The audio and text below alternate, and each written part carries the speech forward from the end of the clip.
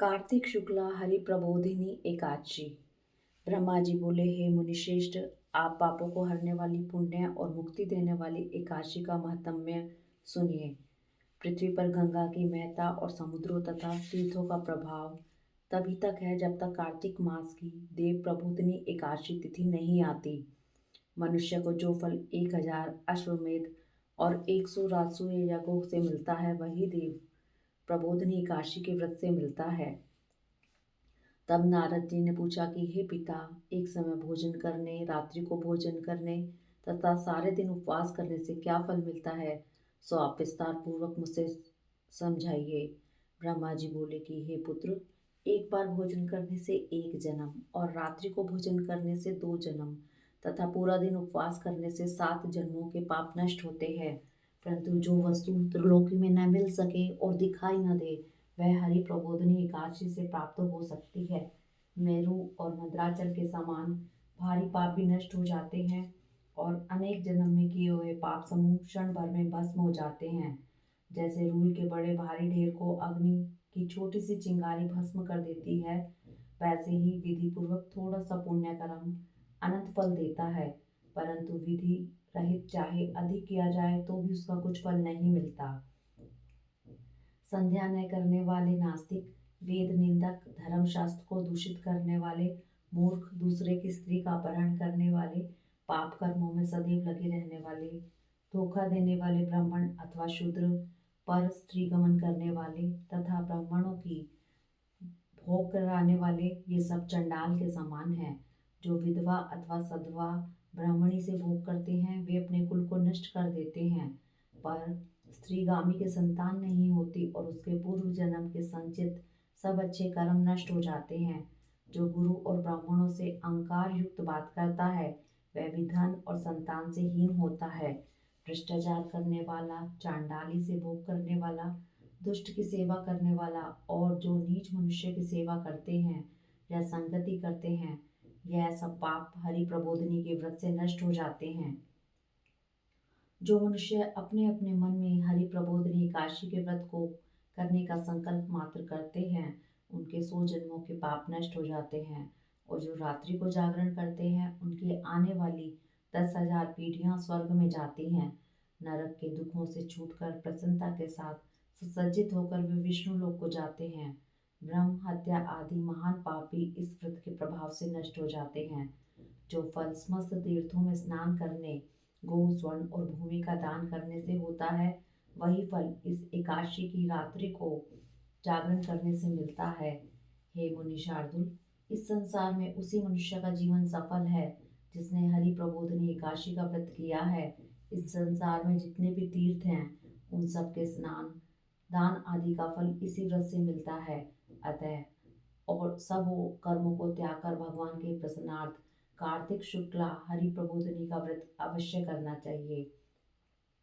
वही ज्ञानी, तपस्वी तथा जितेंद्रिय है और उसी को मोक्ष तथा भोग प्राप्त होता है जिसने हरि प्रबोधिनी एकादशी का व्रत किया है। यह विष्णु को अत्यंत प्रिय, मोक्ष के द्वार को बताने वाली तथा उसके तत्व का ज्ञान देने वाली है। जिसने एक बार भी इसका व्रत किया, वह मोक्ष का अधिकारी हो जाता है। मन, क्रम, वचन, 3 प्रकार के पाप इस रात्रि को केवल जागरण करने से नष्ट हो जाते हैं। हरि प्रबोधिनी के दिन जो मनुष्य भगवान के प्रसन्नार्थ स्नान, दान, तप, यज्ञ आदि करते हैं, वे अक्षय पुण्य को प्राप्त होते हैं। हरि प्रबोधिनी एकादशी के दिन व्रत करने से मनुष्य के बाल, यौवन और वृद्धावस्था में किए गए समस्त पाप नष्ट हो जाते हैं। इस एकादशी को जागरण करने का फल चंद्र सूर्य ग्रहण के समय स्नान करने से 1000 गुना अधिक होता है। अन्य कोई भी पुण्य इसके समान सामने व्यर्थ है। जो मनुष्य हरि प्रबोधिनी का व्रत नहीं करते, उनके सब पुण्य व्यर्थ हैं। अतः हे नारद, तुमको विधि पूर्वक यत्न के साथ इस व्रत को करना चाहिए। जो कार्तिक मास में धर्म परायण होकर अन्न नहीं खाते, उन्हें चंद्रायण व्रत का फल प्राप्त होता है।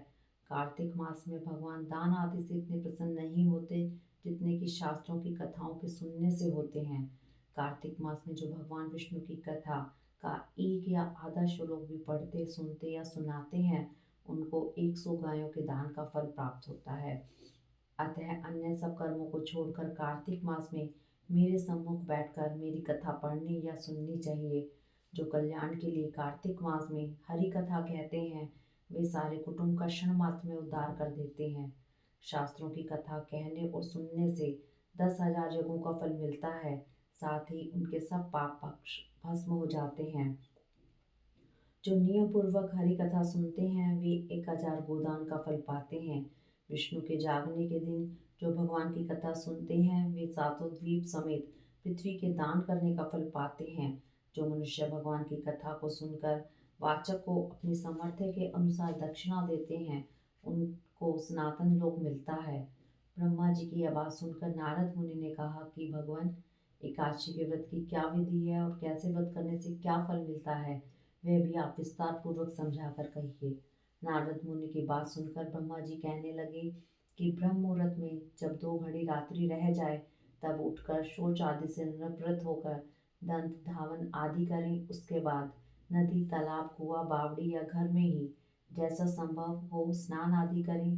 फिर भगवान की पूजा करके कथा सुने और फिर व्रत का नियम ग्रहण करना चाहिए। उस समय भगवान से विनय करें कि हे भगवान, आज मैं निराहार रहकर व्रत करूंगा, आप मेरी रक्षा कीजिए। दूसरे दिन द्वादशी को भोजन करूंगा।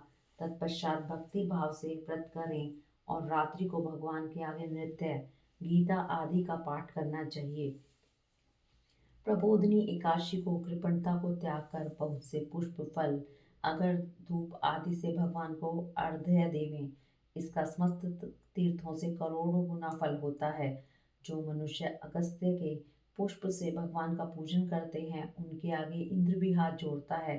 तपस्या करके संतुष्ट होने पर हरि भगवान जो नहीं करते, वह अगस्त्य के फूलों से भगवान को अलंकृत करने से करते हैं।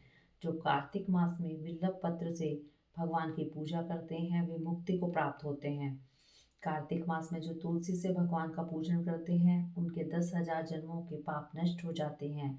तुलसी तुलसी दर्शन करने, स्पर्श करने, कथा कहने, नमस्कार करने, स्तुति करने, तुलसी रोपण, जल से सींचने और प्रतिदिन पूजन करने आदि करने से 1,000 करोड़ युग पर्यंत विष्णु लोक में निवास करते हैं। जो तुलसी का पेड़ लगाते हैं, उनके कुटुंब में उत्पन्न होने वाले प्रलय काल तक विष्णु लोक में निवास करते हैं। हे मुनि, रोपी हुई तुलसी जितनी जड़ों का विस्तार करती है, उतने ही 1,000 युग पर्यंत तुलसी रोपण करने वाले के सुकृत का विस्तार होता है। जिस मनुष्य की रोपण की हुई जितनी शाखा, प्रशाखा, बीज और फल पृथ्वी पे बढ़ते हैं, उसके उतने ही कुल जो बीत गए हैं होंगे 2,000 का, तथा विष्णु लोक में निवास करते हैं। जो कदम के पुष्पों से हरि का पूजन करते हैं, वे कभी यमराज को नहीं देखते। जो गुलाब के पुष्पों से भगवान का पूजन करते हैं, उन्हें मुक्ति मिलती है। और जो वकुल और अशोक के फूलों से भगवान का पूजन करते हैं, वे सूर्य चंद्रमा के रहने तक किसी प्रकार का शोक नहीं पाते। जो मनुष्य सफ़ेद या लाल कनेर के फूलों से भगवान का पूजन करते हैं, उन पर भगवान अत्यंत प्रसन्न रहते हैं।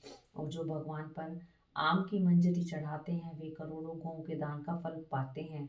जो दूब के अंकुरों से भगवान की पूजा करते हैं, वे 100 गुना पूजा का फल पाते हैं। जो शमी के पत्र से भगवान की पूजा करते हैं, उनको महाघोर यमराज के मार का भय नहीं रहता।